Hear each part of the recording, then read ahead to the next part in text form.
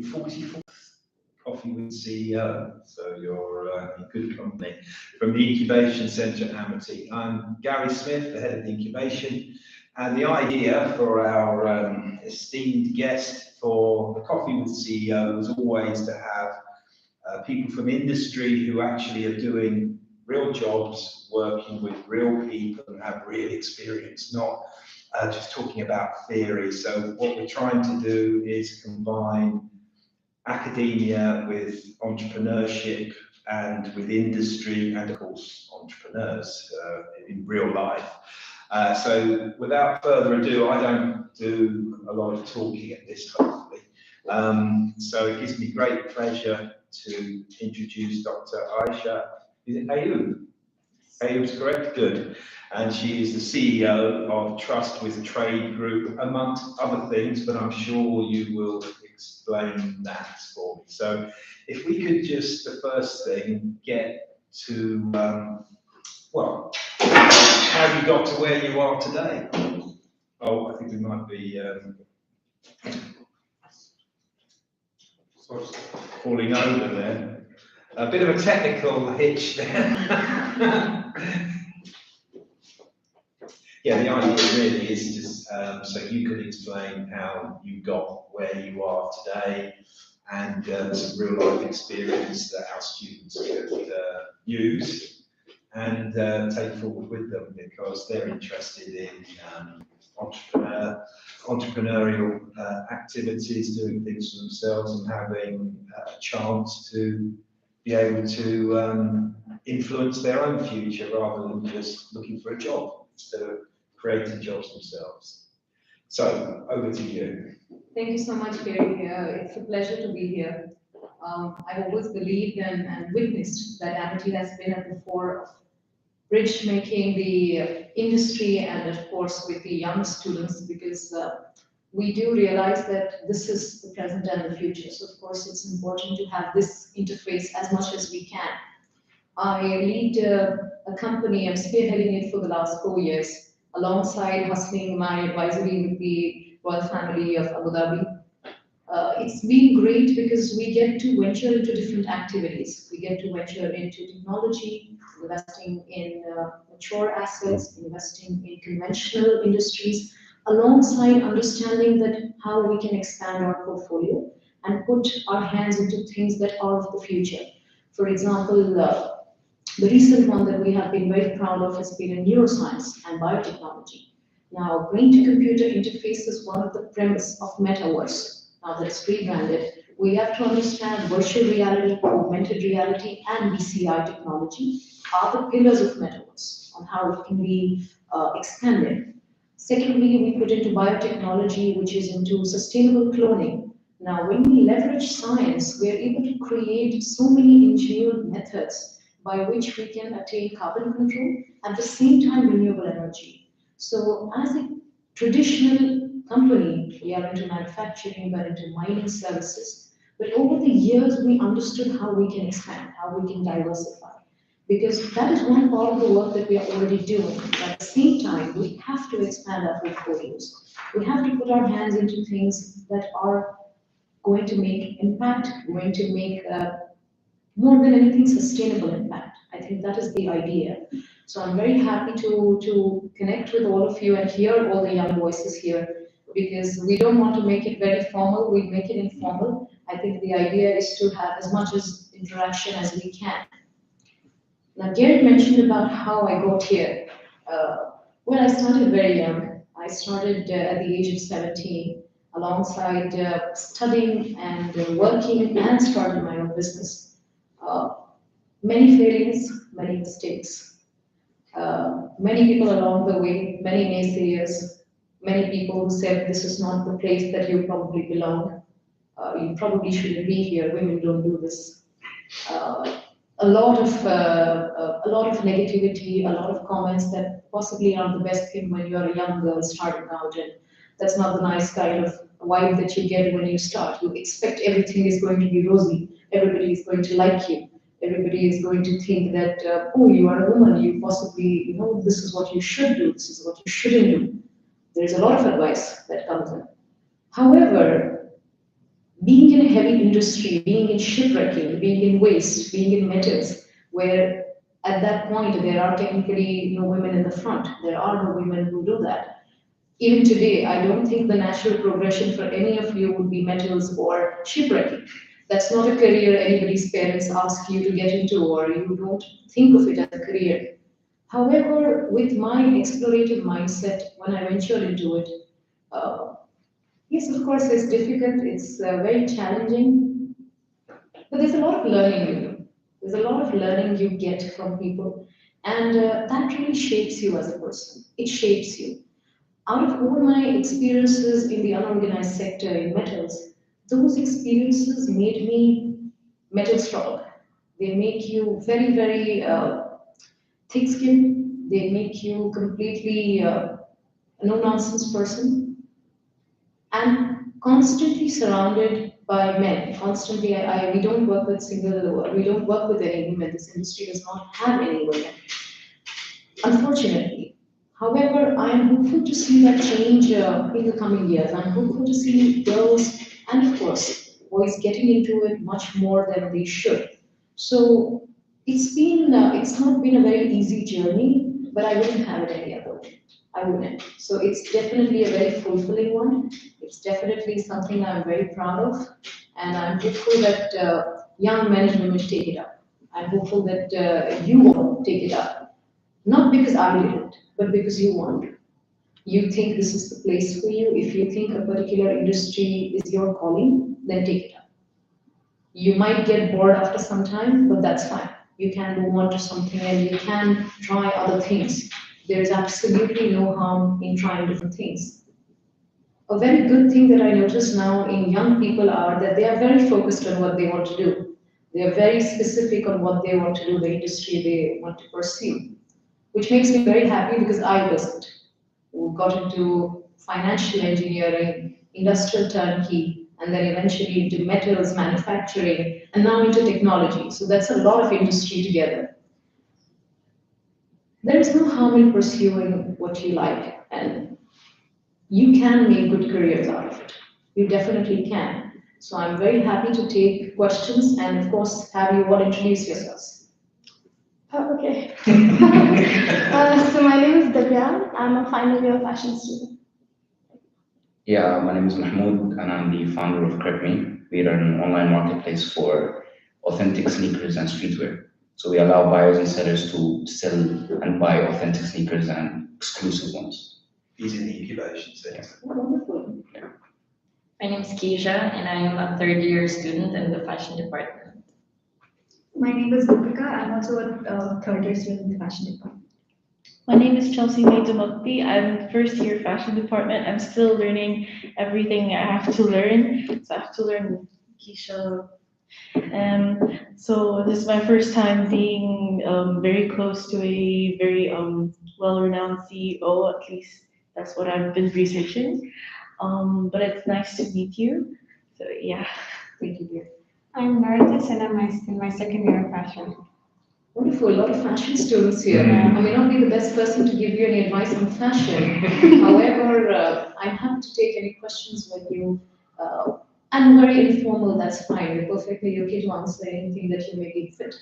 Okay, I'll just connect. I'm their instructor. I'm the program leader for Fashion Science Department. Just to connect the two industries, you spoke about carbon footprint, you spoke about sustainability. So they are doing a lot of projects on the same, on sustainability, zero waste fashion and those things. And that's why they are here to connect with technology and zero waste. So how technology can help them create zero waste in the fashion industry. So that is the connection what they are, why they are here for. Wonderful. I'm open to any questions that you want to do specifically, and I'm happy to answer in a capacity because the investment we made into specific, fast, exponential growing clones of bamboo are an important component of high quality fabric, better than linen. So of course, these are the kind of items where you can create a full circular green economy, at the same time be zero waste and completely sustainable fashion. Those are the kind of things that one should pay heed to, for sure. Right. So how is the technology going to help creating sustainable fabrics or getting into zero waste. Like we know the concept of fashion, we know how to create fashion, but how can we embed technology into fashion is the main question that probably they have in mind because they don't know the clarity. Technology, well, let me tell you something that I can tell you about technology and integration with industry. You have to be in the business of technology, otherwise you will be out of business. It has to be a good integration of technology. How you can leverage that in your individual industry, there are many methods. One method that we understood with bamboo was to extract energy, because when you control carbon, you decarbonize it into energy. And at the same time, the husk is utilized for fabric, for different kind of furnitures and other conventional methods that you can utilize, creating eco-premium equipments. You can do a lot of different things with one product. So you have to see the best way you can utilize your product. You have to see that in the most sustainable way. Technology definitely plays a very huge role in terms of understanding the different methods. Now, one very interesting way as to where we thought that technology is expanding our outlook is that most people today are able to connect each other, are able to help each other with different kind of technologies, artificial intelligence, augmented reality to showcase their work. NFTs, blockchain, these are the kind of instruments that you have to utilize. Tools to display your work. One part is creation, one part is display. Once you're able to do that effectively is where you can sell. Now, we all want to be proud and grateful of the things that we create and we can sell. But you have to find ways of displaying it and creating it well. That's where you can utilize technologies. I do see a lot of fashion with NFTs, with creating and on blockchain methods. Now, those are done by 15 and 16-year-olds. So that's not a kind of, I mean, you would get it faster than me in terms of understanding and embracing it. We probably will have our reservations on how we can do it, but you will have it much faster than us. So understand it. Get yourself educated in different kind of courses and different kind of mentorship processes where you can understand the application of this. Because things are expanding very fast in the world and you have to keep up. It's not a challenge because you all clearly have a much more, I think, a more mature ecosystem of studying, of knowledge, and of course, technology gives you access to the right kind of mentors. My mentor was my parents, my father, my mentor were people who I worked with. We never had very easy access to people today like we do. So mentorship is far more open today. Be very embracing of it and don't be afraid of falling. It's fine. If an NFT doesn't work, it's fine. If you don't understand blockchain, that's fine. You will get it eventually. If not, then find different ways of you can leverage other methods. You can find other technologies to utilize and showcase your work, be it selling with an e-commerce marketplace, being more of an aggregator. Understand how you can best display your work and find the right ways to do it. It may not be the perfect way, but that's fine. You will get it. It's just that you have to be consistent. However, understand technology. One of the most important and thumbnail rules of utilizing technology is understanding technology. And trust you me, you get it faster than we do. So you will do it. You just have to find the right ways, the right technologies to utilize. It's a brilliant segue because our last guest, the Coffee with CEO, was Mohammed Mahfoud from Decca 4, and we were talking about tokenization, crypto, blockchain, and he's a similar age to me, and he was saying exactly the same thing. All his employees and all his partners are all people as young or younger than the people sitting in this room. And the application for these emerging technologies are immense. You know, when you're talking about, we've gone from bamboo to NFTs, and it just made me think of when I was in China and Hong Kong. They use bamboo for scaffolding, don't they, in the buildings? You know, we use stainless steel, they use bamboo. And, you know, when you're looking at sustainability, especially for fashion, we should take you up there when you've got more time, but there's some brilliant work by these students, is the use of, sustainable rope string in bags. One of our startups, Staley, he uses 10 plastic bottles and 12 plastic bags, and Bailey is plastic bag in Hindi, and he's got now a worldwide brand of trainers that are 100% sustainable, and even the box that they come in, it can be put in the ground and moringa seeds grow. So there's no end to the applications that we can use, and it's absolutely, I'm not saying you have to go on a coding course, but you need to know. My only skill in life, really and truthfully, was knowing enough to speak to customers and not confuse them. That was it. You don't need to be an IT genius to work with IT. You just need to know where you want to take it and get somebody else to do it for you. Very true, Gary. And let me tell you something of my own personal journey. Now, we got into brain to computer interface. Now, I'm not a scientist, nor am I an engineer, but experimenting and understanding how we can expand industry integration. This definitely has massive implications in medical and defense, education, in terms of imparting knowledge to autistic kids and kids with special needs. Because their brains are very fast. We just have a little bit of rewiring that we give them in terms of the technology. How do you understand fashion? What is the main objective? To create something you're really proud of, and then of course giving it to the right customer who will be proud of it too.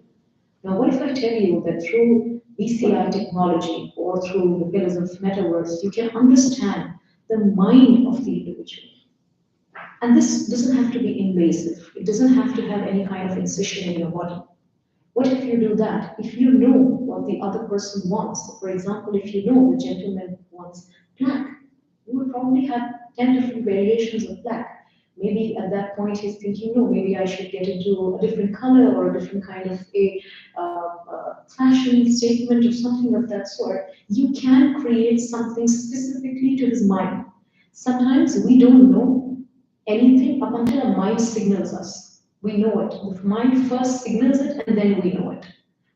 Between that time, if you are able to get the right data, and you don't have to be an engineer for it, you simply have to understand that this is what the gentleman wants, this is what we create. If you have that data, you can create bespoke versions of everything.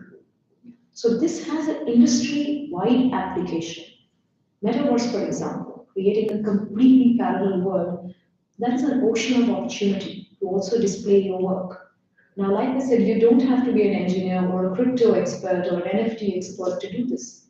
You simply have to understand that we can create something and we can display it in this manner. I have a question. So far, like as you said, like the growing industry of metaverse and all.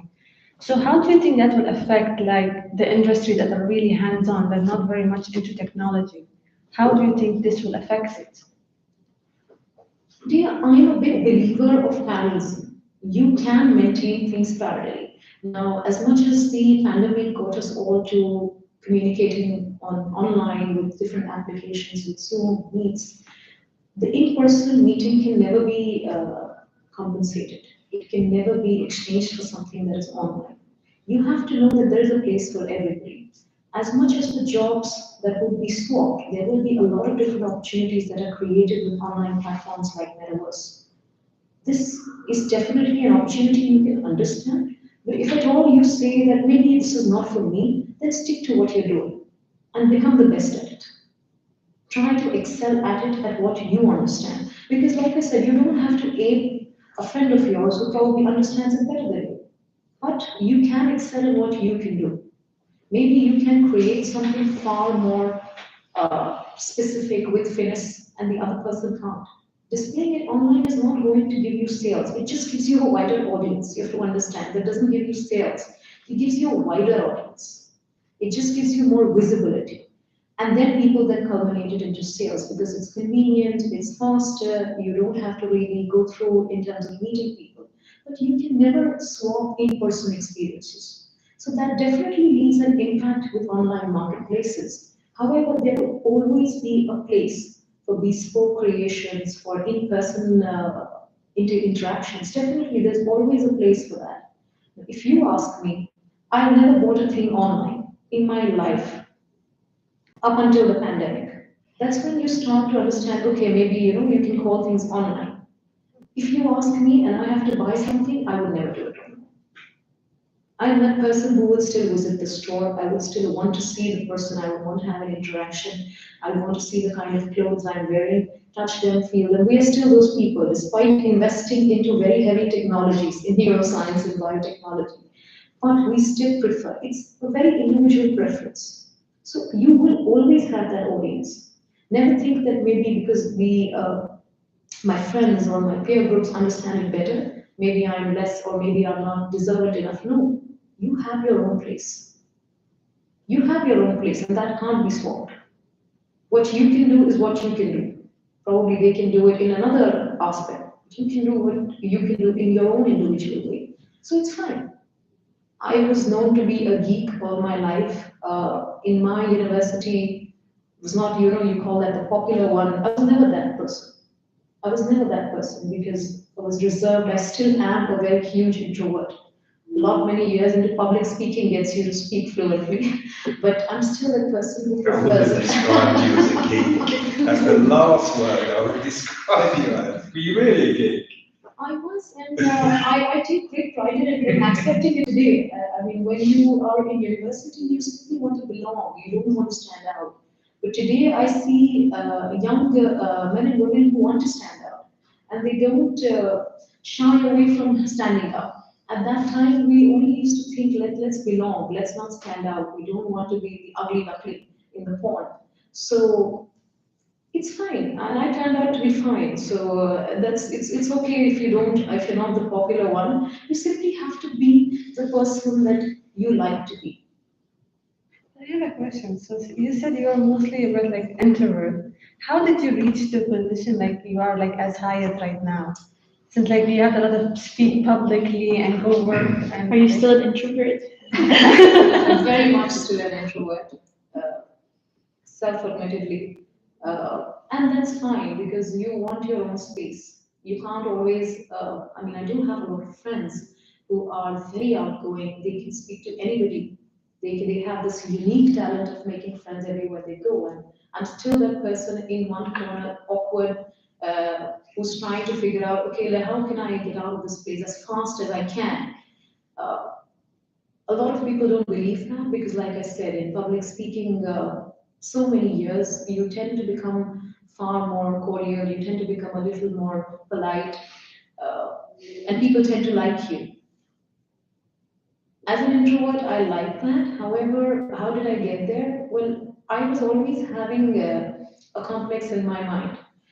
Self in just in my mind. Both of my sisters are very eclectic readers. Both of them are very, very smart and intelligent. One is in Amazon Prime, one is talking about funds, the CFA. So I always used to be like, maybe I'm not the brightest one in the family. Maybe I am an ugly duckling in my family. And maybe I should push myself harder. So I started reading. I started reading and I figured out that it puts me to sleep. Unfortunately, it put me to sleep. And that's when I started realizing maybe I'm not reading the right kind of things. Maybe I'm reading something that they are reading. And that's not working for me. So I started reading biographies, I got into history, I got into politics. Now they don't read that. They read very different kind of things. That found me my interest. So after a lot many years of experimenting and finding the person that I am by doing different things and not trying to ape people, even in your workplace. So for example, tomorrow you start working. There will be a lot of men and women who are possibly in a better place. They can speak better. You don't have to be them. You have to be yourself. This is how you speak. This is how you get it. This is not a competition that you have to be better than the best person in the room. You have to be better for yourself.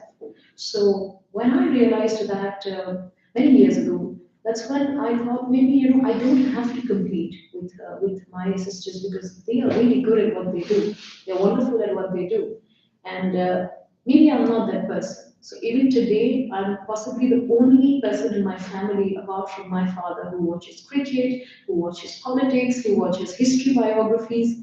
And the moment I open the television, everybody runs out.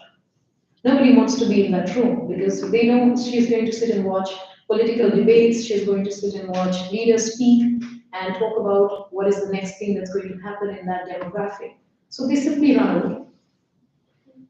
But that makes me boring, if you want to call it that way. It makes me boring, it makes me have a specific kind of a preference, but it works for me. So you have to find that thing what works for you. You don't have to do it because I'm doing it. It may not work for you. You find what you like. Do different kind of activities. A university like Amity, for example, because I have known them for a while and the work they are doing, the kind of experiences you can get from places like this is huge, it's massive.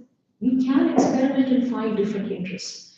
Maybe a friend of yours is getting into online e-commerce. You can try doing something else. If you like it, pursue it, or you try doing something else. Create an experience for yourself, but don't ache anybody. Today, when I do a lot of public speaking, and not because I'm confident, but let me tell you what sets you apart. It's not years of experience, it's not confidence. The one thing that matters the most, and I'm telling you from after so many years, is your knowledge. It sets you apart. There is no compensation for knowledge. Not even experience, not even enough experience. You have to have knowledge. If today we sit here and say that I am not getting into tokenization, I will not do it, maybe I won't. But understanding it and learning it has no age. Knowledge is what will set you apart. It hasn't been a day where I have prepared my speeches.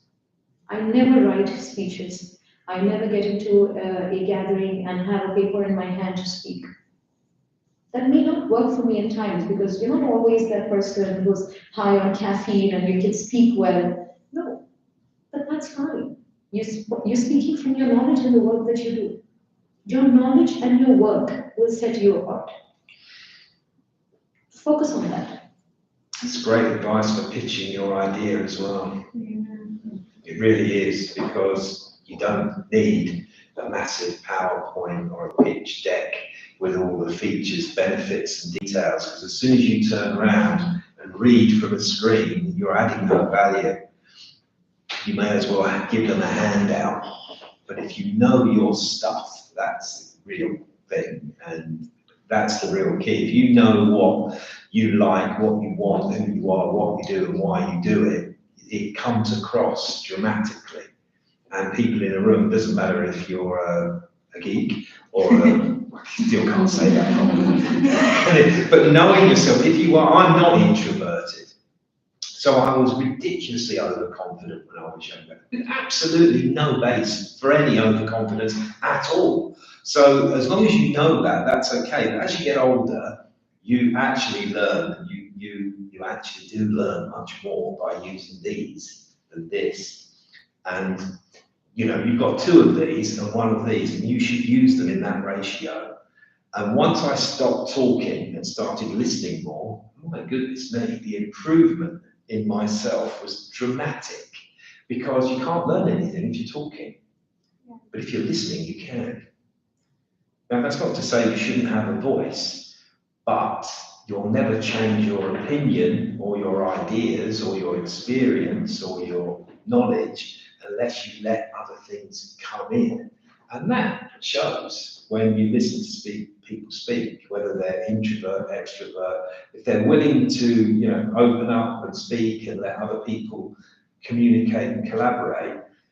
We try not to get people who just come here and talk about how great they are, because it can be intimidating, and you are great, but what you're looking for is to actually learn and pick up on things. And I loved your history of politics, because I did a history of politics degree. And people said, well, why did you do a history and politics degree? I said, because business was boring. Because there wasn't any marketing courses or creative courses when I went to university. I mean, it wasn't the Stone Age, but it might as well have been. Business meant economics, accountancy, and I'd rather stick needles in my eyes than study that. So history and politics is always my passion, because it taught me the one thing, and I never thought about this until the professor said to me, He said, look, before you read the book, read who wrote it. Read about who wrote it. And I sort of thought about that. It's a bit of a silly thing to say. So because you might learn something of why the book is the way it is if you know about the person who wrote it. And I thought that stuck with me because history is written by the winners, usually. And you don't get an alternative version. So if you can get other versions of that same event, all of a sudden you think, oh, what I thought really happened, or what your interpretation is, can be changed dramatically by listening and looking at other things. So I definitely watch TV with you, that's for sure, because I love history, politics. At this point, it's really awkward to say, but I majored in accountancy taxation. Sorry. It was accountancy economics, and one, I'm no good at it, and two, it doesn't interest me, so history and politics did. I knew I was always going into business, but it's hilarious that you did tax and accountancy. Accountancy, and surprisingly, I was really good at it. So at one point, my family said, you're overdoing it, you've already did this so many times, you've secured a phenomenal percentage. What do you want to do? You should probably pursue CFA or CA or get into very heavy accountancy. And I said, but you know, my eyes hurt. I'm not able to do this any longer. I just don't want to do it, despite being good at it. Despite being really good at it. And that's when I realized that you don't really have to do it, but accountancy, computers, taxation gave me enough knowledge to run my business. So you are your own driver, you are your own boss, you are the accountant, you are the HR, you're everything when you start your business. Having knowledge, business management and university will give you that knowledge in terms of understanding everything. You don't have to major in it. It can be very tedious. It can be horribly tedious, but it's fine. I got into engineering, I got into public policy economics. Again, Gary, it's very awkward at this point to say that, and of course into technology, into AI. I didn't have a background, an educated background in that, but that didn't stop me from learning because you have to continuously evolve as a person. Your intellect needs to evolve. If your intellect evolves, people around you also learn. I learned from my sister, I learned from my elder sister, younger sister, my mother. She's this curious being who has this incessant need to read everything.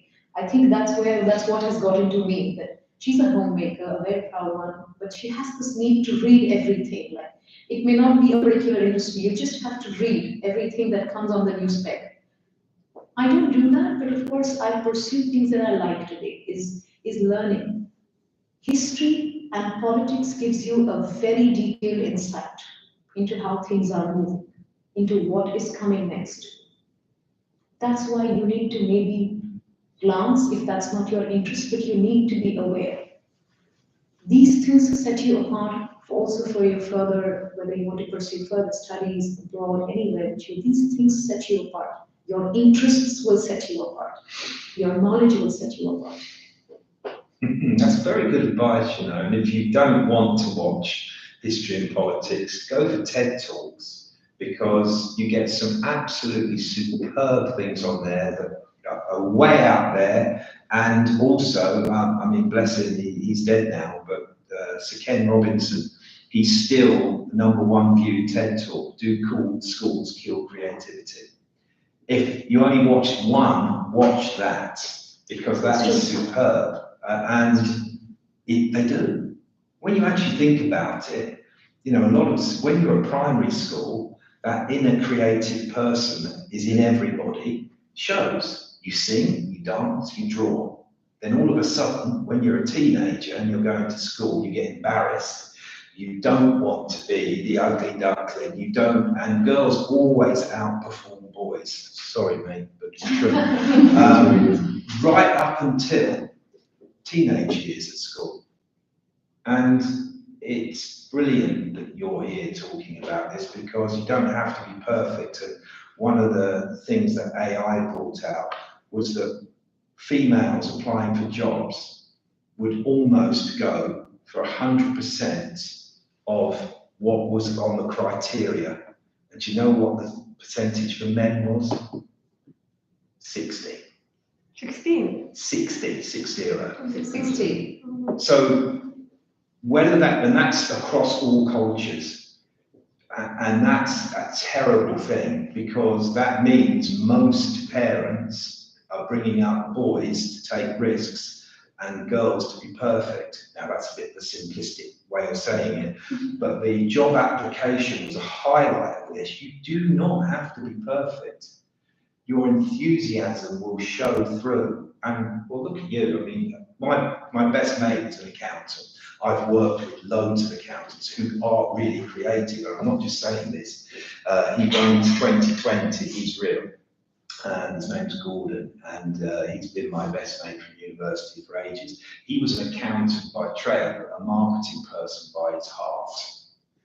And so what did he do? Set this company up that makes accounting sole traders and sole practitioners, gives them all the tools for them to succeed. So whether that's cloud accounting, whether that's marketing plans, whether that's support, virtual marketing management, all of those things. And he works with the ACCA here and everywhere else. So it's quite amusing that, you know, I just used to say to him, I don't know what you're doing, you know, and he said, well, I don't know what you're doing. He said, I don't understand it when you talk about history and politics. So I don't get it. He said, you've got an answer for things about things I don't even know. And that's, I think, why we're still good friends, is because we still learn from each other. And my interests haven't really changed. History, politics, football, you know, I don't collect things like boys do, you know, girls don't waste their time collecting stamps, do they? Let's be honest. They have better interests. One of the things you mentioned very rightly is that entrepreneurship is androgynous. It doesn't have to be feminine or masculine. You have to really understand this. It's very, very critical. Now, having spent so much of time with male colleagues, and I think technically all of my career with men around it, but let me tell you, it's because of them that I have such varied interests. It is because of them. We talk about sports, we talk about cars, we talk about the chemical and biological components of the ocean, which have absolutely no relevance to work. But we talk about that because they are interested. They talk to me, opens up my mind. It doesn't mean you have to pursue it, but it opens your mind. Colleagues, especially male colleagues, I'm telling you, they have shaped me and my mind immensely, because they have such varied interests.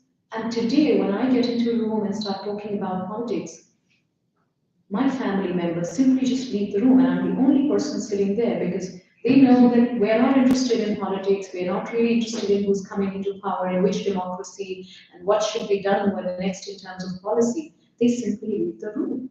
None of my sisters are interested. My mom is like, okay, watch your boring thing, I'm going. And I'm the only person sitting there. Sometimes my dad is kind enough to sit with me and we converse. Because of him, I have these interests. And because of my colleagues who have been kind enough to tell me, oh, you know, Arshi, this is what we can try. We can try this in cars, we can try this in sports. There is no harm in doing that. It might really give you a very different experience. Go for experiences. That will really, and if you want to venture into public speaking, for example, fumble, make mistakes. It helps you get better. Fumble as much as you can. Say the wrong thing. Don't say the right thing, say the wrong thing. It helps you get better. You can't become perfect overnight. You can't get the right word overnight. Only after a series of experiences, you analyze and you understand, okay, maybe this is what I should try next time. And like Gary very rightfully mentioned, that you don't have to be perfect. For so many years, we've been told that women need to work harder. Yes, we do. But you don't have to be perfect. You can fumble, you can make mistakes.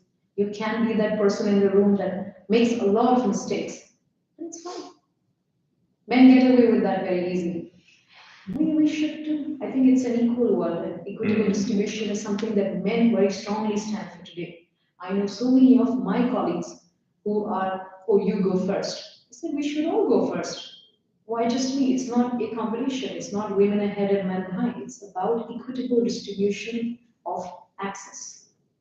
It's about giving yourself that place. And let me tell you, men are championing it more than women today. They are responsible, the leadership, His Highness Sheikh Mohammed bin Rashid and Mohammed bin Zayed, they are the people who have placed women at the fore. We have a Federal National Council which is more than 50% female representation. Which country has that? Cabinet representation of almost 30%, second in the world. That's not the kind of numbers you see anyway. So when we have such leaderships that we can emulate, we can learn from them, put them in your personal space, but don't hire a woman because she's a woman. Hire her because she deserves to be there, or hire a man who probably has that merit. Hire for merit. I strongly stand for one thing when I'm told, oh, you should talk about women empowerment. I said, I don't need to talk about women empowerment. I stand for merit. If I'm supposed to be in that place, which is deserving of my skill, I will be there. If not, I'm fine to leave. And maybe a much more deserving person can come and take that place. So stand for merit. It doesn't have to be gender specific. Merit does not have a gender. It's gender agnostic. Stand for merit. It's very good. It is very good. That's why the incubator. Obviously, I love the incubation centre. It keeps me going here. It keeps me young actually, because I deal with these people, and people are surprised that being old. They say, "How are you so enthusiastic about that?" Well, it is because of you lot. Because it's not your fault that you're in the era of massive emerging technologies, and there's nothing you can do apart from embrace it, because it is really not going away. Just think, you wouldn't have known, but people used to argue about the internet. Is it all that? It sounds ridiculous now. Well, that's going to be the same case with the metaverse. I mean, as much as I dislike the man who owns Facebook, you're pushing water uphill if you think it's not going to happen. So rather than fight against it, keep your passion, but use, and again, your words are very, very wise, using technology to showcase and help you. Why not? Because when we were talking NFTs, and that's by talking to one of our people in the incubation, he's really into it in a massive way. He's very enthusiastic about it. And he's talking about having limited NFTs, non-fungible tokens that last maybe a month, 2 months, 3 months. So you get access to cars, resorts, a bit like timeshare. So if you can relate something to something that you know about and then sort of put it into the technology sphere, it becomes less scary. And when we were talking about this tokenization, and of course, Dubai and the UAE, being Dubai and the UAE, Sheikh Mohammed has already set up VARA at the IFC. So we're going to be the central hub for tokenization here. So get into it. You're in the perfect place to actually understand how blockchain, crypto, NFTs, tokens could help your fashion or your interests further. Because it could be the case that you, instead of having a loyalty card, you might have an NFT where you can go and touch, feel, and get your clothes. But instead of getting your purse out, you get your phone out and go. Or to add to that, create digital avatars, which can actually showcase your work very easily. They are also very important in terms. Remember, in this industry, you have to showcase it well. You have to have the visibility. And at the same time, you have to give enough disclosure. NFT opens that out for you, because tokenization is one aspect. You have to understand one thing about tokenization. You tokenize the value of the asset. In this case, your asset is your attire, your fabric, and the creation. You tokenize that value. You don't tokenize the asset itself, the value. So the value that you put across, you fragment it. The fragmentation of that value gives you Ethereum-based blockchain on the Ethereum-based blockchain. Now, if at all you tell me, okay, maybe this is not something I would want to do, or maybe this is not something I understand, why not take up a course? Why not speak to somebody who's in the industry who can give you enough insight? After that, you decide. Before discarding something, understand it. You shouldn't discard it before understanding it. If after that you get up and say, okay, I don't like it, or maybe this is not for me, that's fine. But understand it. You need to have enough knowledge to be able to say no to it. Remember, if you say no to something, you have enough knowledge about it. Otherwise, you cannot. Now, cryptocurrency and blockchain, this came to ADGM, Abu Dhabi Global Markets, in year 2016 and 17. We have a mature blockchain policy residing in Abu Dhabi, in Dubai, federal policy. I don't know many governments who have that. People are learning from the example of the UAE, not just in the Middle East, but across the world. Why not give them a good show? Why not come up with ideas? Why not leverage human ingenuity? Why not make your institution proud? Such bright minds coming out of Amity. You have the perfect place, you have the perfect platform to showcase what you like. We never had that. We never had enough technological mentors. We never had so many business mentors. What you learn is from your colleagues, your family. But today you do have it. You have people who can guide you well. You have industry leaders who can guide you well, who can mentor you. Ask questions. Don't shy away from asking questions to anybody. It does not make you stupid. Let me tell you, it makes you intelligent. I asked very stupid questions in the beginning of my career. Trust me, I did.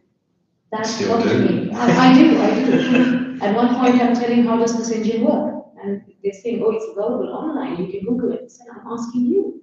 You need to give me that answer because you claim to be an expert in it. I will learn. You learn from real-time experiences rather than reading it in a book. Ask questions. Don't shy away from that, and don't shy away from looking wrong. There is no harm in asking a wrong question. It's fine. You may get a right answer for that. But don't shy away. Be confident of at least making mistakes. Be confident of that. It's fine. Make a mistake. I have another question. So, like, we live in a world right now where everyone's very much sensitive, and where any small comment can harm someone, where their mental health can be harmed. And you said, like, when you started this, you had a lot of negativity around you. You worked with men. How did you deal with that? Well, when you have educated men say that, it is difficult because we then start to doubt their intelligence and their education when you have educated men who make such comments. But I think the worst of it was to deal with the unorganized sector, which is of laborers, blue collar, the workers who don't want to answer to a woman. Because remember, waste management, metal shipping, scrap industry don't have women even today in year 2022. So when you're dealing with so many people who have been conditioned to not answer to a woman, because it's not because they don't want to, because they never did. So for them, that concept is very new. I think my major challenge was dealing with those men because they said, you're not going to answer to you. Yeah, fine, maybe you got this ship and you want to cut it off, but we're not going to answer to you. We're not going to reply to you. We're going to do it at our own pace. So I think my most challenging part of it was not to deal with the educated and suited men. Unfortunately, you laugh it off after a point. You say that it's fine, it's your intelligence if you make a comment. One of the most humbling rules about speaking is that you have to have the ability to listen. So you listen. It felt bad initially because you feel that what's wrong with them, or maybe there's nothing wrong with me. You start to doubt yourself. But then eventually you learn that there is something wrong with them. They are living the stereotypical culture. I am not. They are doing it. It's not my fault. It's their shortcoming. It's not my shortcoming. Dealing with them is difficult with the unorganized sector. However, you tend to invent different methods of communicating with them. Let me tell you. You tend to innovate. I think my most inventive methods came to me. We invented different kind of things at that point. I remember in that year, back in 2015 or 16, we never had female washrooms at scrap fields. How do you do that?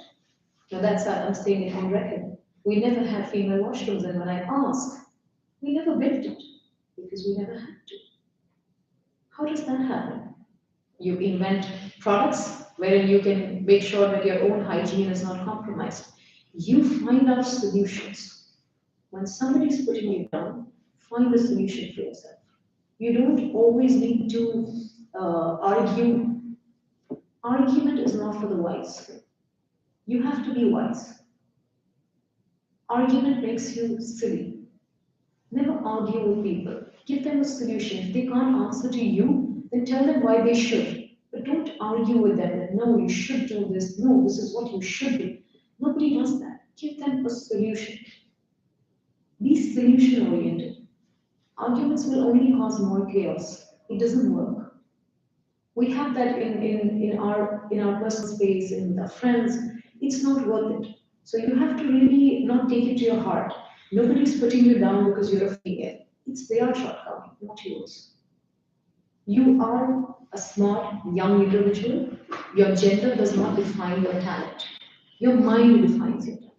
Your mind defines your capability. Your gender doesn't. You pick out careers which you presume are gender specific. Fashion can be a man's thing. Fashion can be a woman's thing. Every industry is for you. There is no specific industry that belongs to men or women. There is no separation. Every industry is for you. Fashion, NFTs, digital space, everything is for you. You just have to have the knowledge and the knack for it. You can't separate that. So don't let anybody tell you that this is what you should do. Somebody tells me this is what you should do.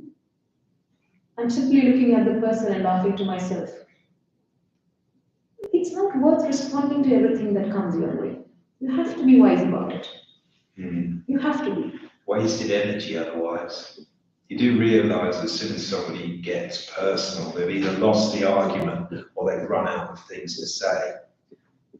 So that's why when you see particularly boys arguing about who the best footballer is or who the best phone, they start getting personal very quickly, and you think, you don't work for Samsung or for iPhone. Why are you getting so bent out of shape about something that means absolutely nothing to you apart from that you use it? And you see it often, don't you? You trivial arguments about, and you're too polite to say it, but ignorance is not an excuse. If you don't know about something, then either learn from somebody else or yourself, or listen, or all three.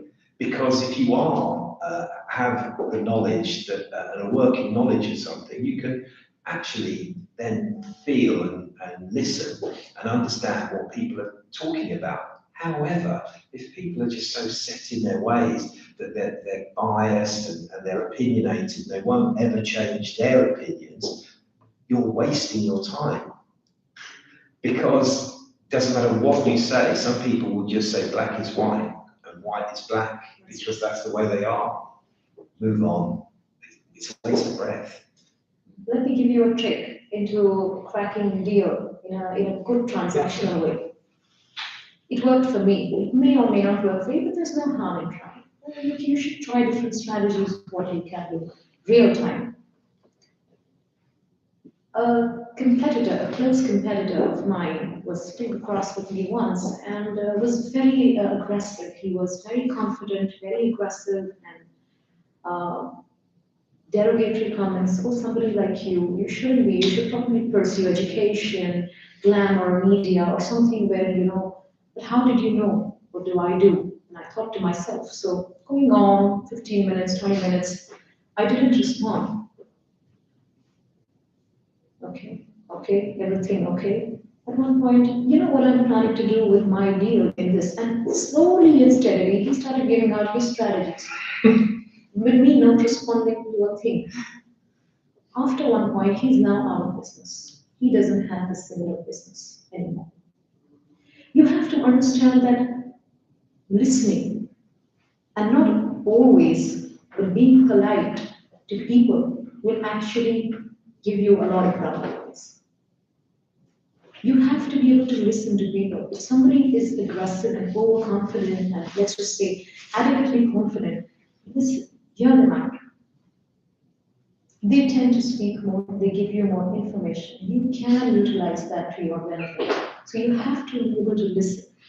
It can be very annoying though, especially if they get personal. But it is very, very excellent advice, because if you can listen, those types of people love telling you how great they are. And the brilliant thing about sitting across a room with people is if you listen and ask the right questions, they will tell you things that they really should not. and you will never ever get that information over the phone, over the internet, on LinkedIn, on an email, anywhere else, only eye to eye, because it must have been so annoying for him that you're just sitting there with that enigmatic smile on your face, nodding, saying, yes, everything's okay. So he carries on and ends up giving his business plan away. Tricks and tips to be in the business, let me tell you. It's true, because that's when you tell them, oh, maybe you should put the truck this way so that when you load the metals, your weight is adequately distributed, and this is how much you can put down and export. Very interesting and very useful, let me tell you. Major margins, majorly profitable. When they tell you all these things, like Gary mentioned, to tell you how great they are, or such ace businessmen, such ace traders that they are, they tend to give you a lot of information. Don't just hear it, understand it and put it to application. You can, because trust me, your competitors are your greatest teachers. They are. So never fear them. Never say, I don't want to meet a competing company or a marketplace that is doing similar work. Go and meet them. You can become great friends. If not, you're definitely, one of you is going to be in the business. Additionally, you can also coexist. You can learn from each other. If somebody's doing a good thing, maybe you can try to do something better. You can coexist. There's space for everybody. It doesn't have to be a competition. I had that once. I used to work for Kodak, and that's how I first came here. And I had that exact attitude. I wanted to know everybody in the industry. I wanted to learn as much as I could. So I remember being introduced to this chappie from DuPont, who was a competitor. And I went up to him and said, hello, my name's Gary Smith, nice to meet you. And he went, what do you want? I said, nothing. I'm just happy to meet you. We can have a chat about business or any other bit of nonsense if you want. And it took him a good 5-10 minutes to realise that I was genuine. And he immediately, you could see him physically move to say, you know, I don't think I should talk to you. So why not? Why not? I'm not going to tell you trade secrets at Kodak, and you're not going to tell me trade secrets at DuPont, but we might be able to help each other one day. And it's also very true that when you're going up and somebody else is coming down, you never know quite where you are. And people who are extremely rude and aggressive to people who are junior than them really should know that you have a limited shelf life in this world. And sooner or later, one of those is coming back to bite you or help you. That's true. And I think that's very important, because as the people of today and as the youth, your minds will shape the minds of so many others and the coming generation. So you have to be smart, you have to be silly, you have to be intelligent, and you also have to be the person who makes a lot of mistakes. It's perfectly okay. Unbelievable. I'm so sorry we kept so much of your time. It's been such a great session. It's 12:36. I didn't realise the time had gone on, but I would like to say thank you so much for being here. It's been a real pleasure, and I hope you've enjoyed it too. Thank you. That's really good. And in true coffee